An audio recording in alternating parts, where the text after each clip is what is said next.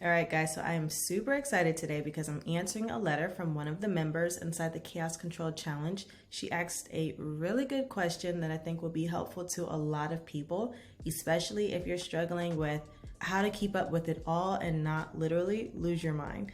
Yeah, let's just go ahead and dive straight into it. Hello.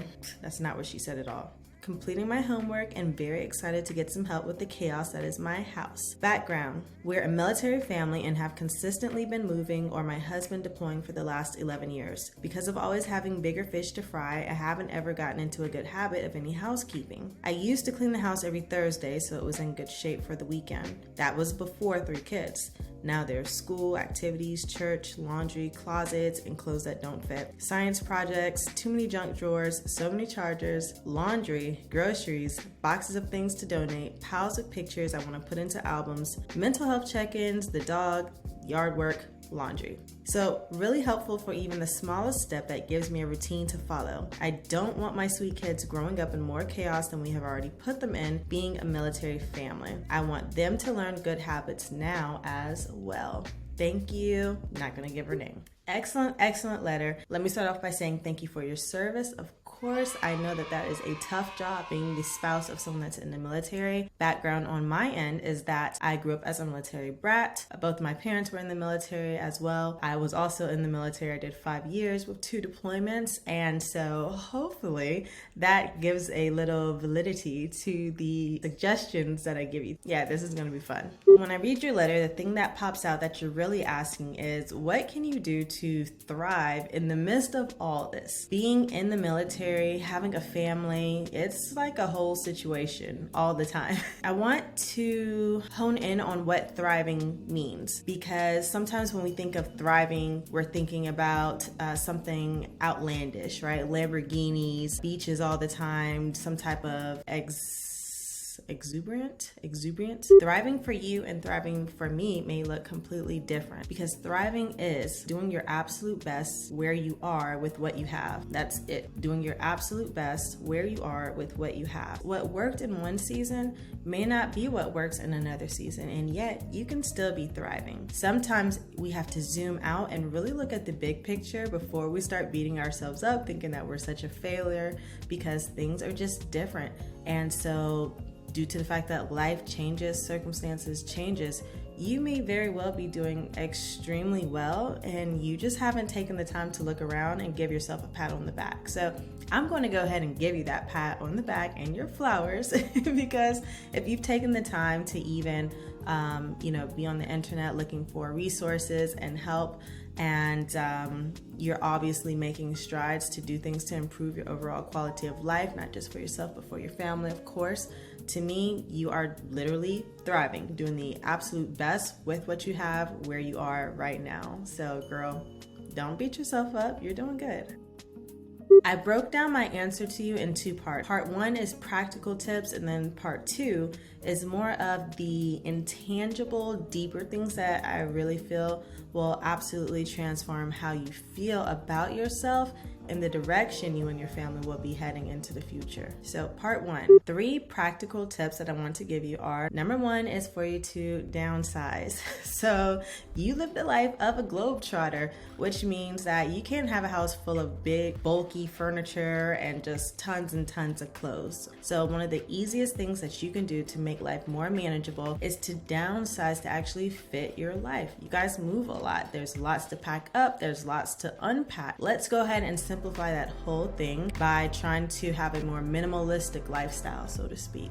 That would include everything from your decor in your home, more simplistic, smaller, slimmer furniture, capsule wardrobes. If you don't know what a capsule wardrobe is, you're obviously here on YouTube and there are a bazillion videos about capsule wardrobes, but nonetheless, that will definitely be absolutely transformative, because I also believe that you want to look good while you're doing all this that you're doing. And so a capsule wardrobe will definitely help you have that still polished look so that you feel good about yourself in the midst of all the chaos that is military life. Now, downsizing also includes making sure that you don't have too much on your plate.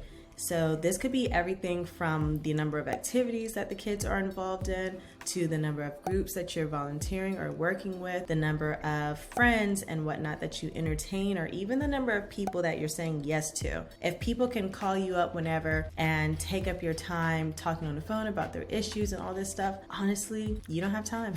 So you're gonna have to downsize that list of even people that have access to you. And I mean that in such a way as to just the people that can pull your time and energy and attention, because you have a very limited amount and you have to be intentional when you have a lifestyle such as yours. You want to make sure that you can pour into the people and things that matter, which, you know, at this time, your kids, you, the mental health situation, those are the things that you really have to prioritize first and foremost above anything and anyone else. The second practical tip that I have for you is to start framing your day.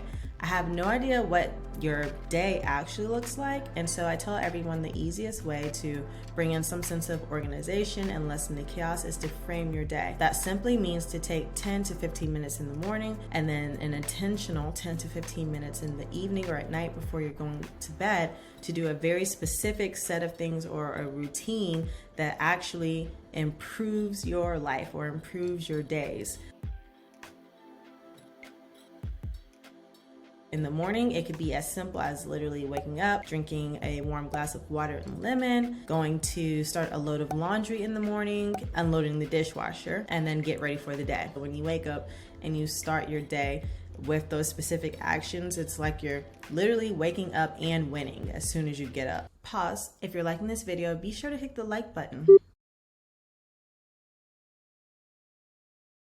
In the evening, your routine could be as simple as sitting down to make sure you've planned out everything for the next day, making sure that that load of laundry that you started in the morning goes into the dryer that evening, and then from there, you know, cleaning the kitchen, doing a few minutes of whatever around the house.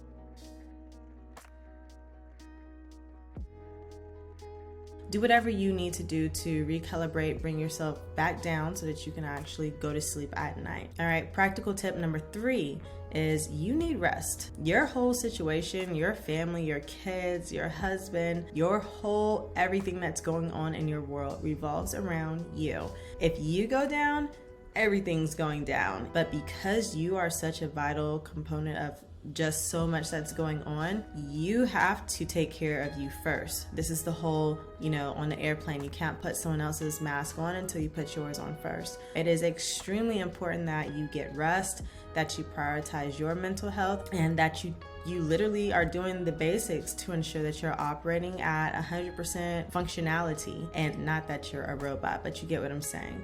It does not pay to get caught up in the humdrum of life. We all get caught up in the, hey, we just need to get the kids here, get people there, yada, yada, yada, and completely forget to drink the water, take our vitamins, and exercise, do the basics. And I promise you, it's not gonna work out in your favor to continue operating like that. You, me, us, we're all out of order when that's what we choose to prioritize over our actual health. We're affecting a lot of people by how we take care of ourselves. The state of our health, the state of your health, the state of my health affects all of those that are closest to me and connected to me. So it is extremely important that you begin to prioritize that. All right, now on to part 2 of my answer, which I'm super excited to give you, because in your letter you asked, what is the one thing that you can do to kind of bring about a sense of control in the midst of all this chaos? The answer is actually in the question that you asked. That's right. So you said, what's the one thing? And that is the answer to the chaos. Find the one thing that will bring about a sense of order or peace to your situation. Find the one thing that will improve or elevate your situation. So here's what I want you to do. Look at your entire life. And to me, there are 7 areas, and they are your environment, your relationships, your finances, your health, life skills, inner management, and spirituality. Now, for each of those areas of life, I want you to define just one goal, literally one goal, and then one habit or action that you can do every single day that will make sure that you reach that particular goal. One goal for your health could be more energy. One habit or action you can do to ensure that you reach it is by getting more sleep.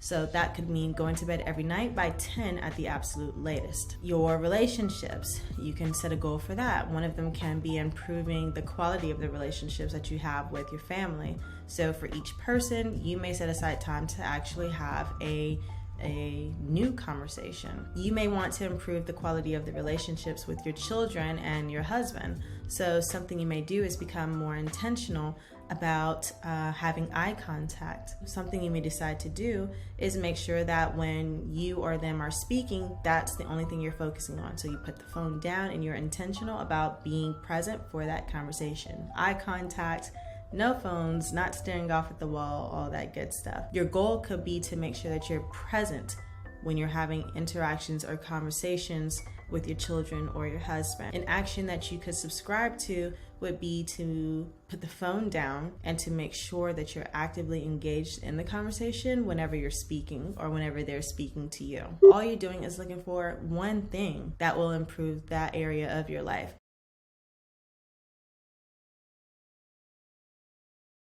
What I absolutely love about breaking your life down into the 7 areas is that even though there are 7 separate areas, they actually all affect one another. So for instance, when your money is messed up, your spirituality is like on high, your mental health is down low, which also drags down your health and possibly relationships as well. And likewise, when your environment's off, when your home is crazy, you're literally crazy. And so then your relationships suffer because of this. And then your life skills are going to crap because you're not actually employing any of them. And then your health is going to crap because you're all stressed out and looking all crazy. Because of the fact that we have so many resources available to us and so much help online, I think it leads to information overload, which only adds to the confusion. And that's why I say sometimes taking a step back and trusting that humans have been alive for I don't know how many years, but several million, maybe. I got one quick question. Did you hit the like button yet, or are you waiting for something else to happen? But nonetheless, humans are very experienced at adapting and surviving, and we've been doing it for a long time without Google, and I can assure you that you have an inner guidance system that if you dust it off, it will start working, you will be able to hear it, and you won't have to have that feeling of drowning or feeling as if the answers aren't already within you. Doing all of the above will allow you to thrive, which again is doing your absolute best where you are with what you have. This was The Clean Cure. I'm Victoria Alexander, and I will see you in the next video.